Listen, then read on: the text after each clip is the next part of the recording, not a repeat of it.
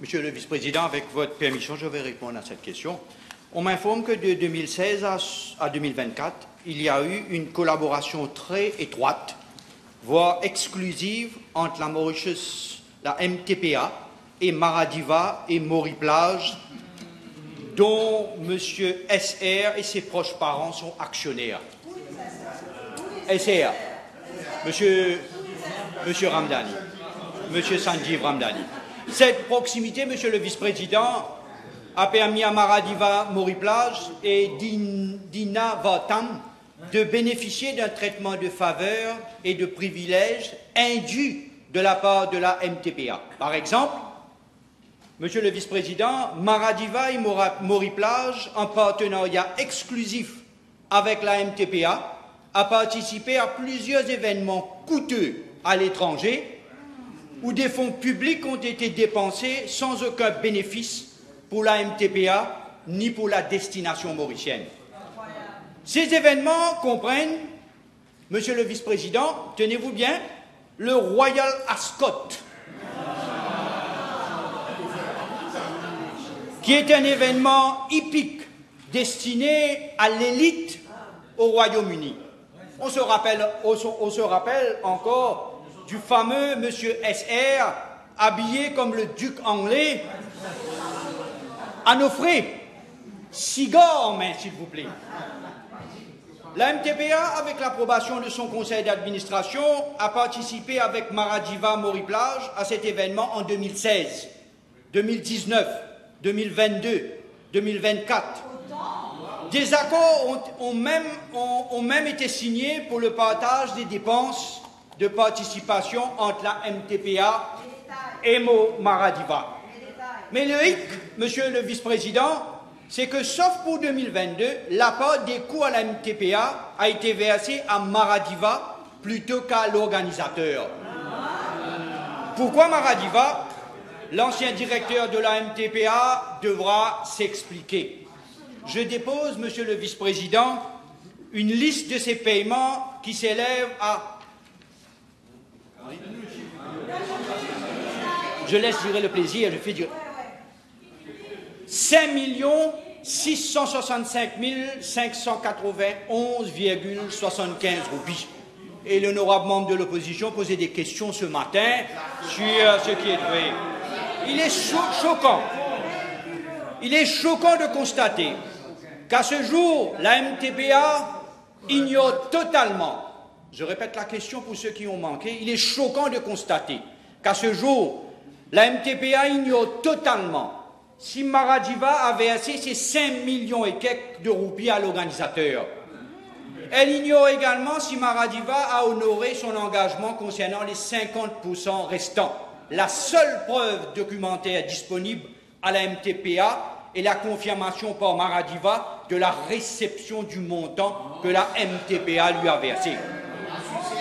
Monsieur le vice-président, la Chambre notera également qu'en 2024, l'année dernière, juste avant les élections, la MTPA a envoyé le paiement de son représentant permanent au Royaume-Uni. Cependant, pour des raisons inconnues, le paiement de 25 000 livres sterling a ensuite été reversé à Maradiva. Monsieur le vice-président, let's listen to the answer, please. Very interesting one. Monsieur le vice-président, l'édition 2024, donc l'année dernière, de la Coupe du Monde de Snowpolo, je ne savais même pas qu'il existait une Coupe du Monde de Snowpolo. L'édition 2024 de la Coupe du Monde de Snowpolo qui s'est tenue en Suisse du 26 au 28 février 2024 est un autre événement qui s'est déroulé en partenariat exclusif avec Maradiva. Selon la MTPA,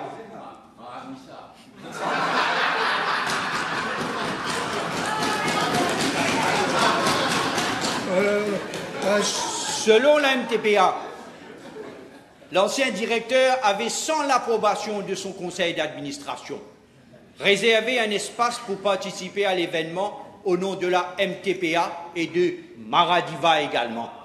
Cependant, Ils se sont retirés de l'événement au dernier moment. L'organisateur poursuit actuellement uniquement la MTPA pour non-paiement de 2,7 millions de roupies. Monsieur le vice-président, je suis également informé, la liste est longue, je suis également informé que l'ancien directeur de la MTPA avait versé la somme d'un peu plus de 360 000 roupies pour sa participation et celle de M. SR, M. Ramdani, à la conférence et aux événements du Financial Times Global, qui s'est tenu le 5 février 2020. À partir de sa carte de crédit, mise à sa disposition par la MTPA, ce paiement étant non autorisé, et notamment pour le compte d'un tiers, la Financial Crime Commission a ouvert une enquête à ce sujet. C'est pas fini, Monsieur le Président. Malheureusement, comment la Chambre peut-elle oublier la 13e édition? Ça aussi, je ne savais pas. Comment la Chambre peut-elle oublier la 13e édition de la Maradiva White Party? Et tout cela, c'est l'argent de la population.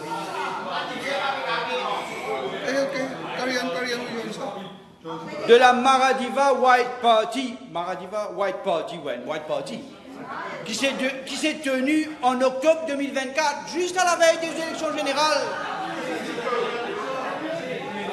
au cours de laquelle la MTPA, pour Maradiva White Party, la MTPA a dépensé 450 000 roupies pour faire venir 4 coco-girls danseuses.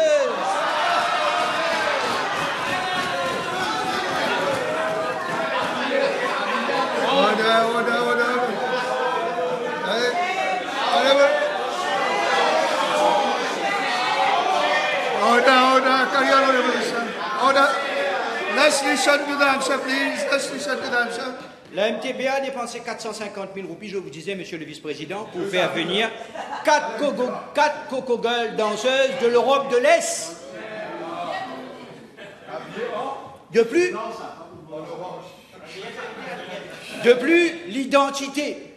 Et cela, bon, cela, j'arrive pas à comprendre. Et l'identité. De plus, et l'identité de ces danseuses ont été falsifiées. Et elles ont été présentées comme des journalistes influenceurs médiatiques.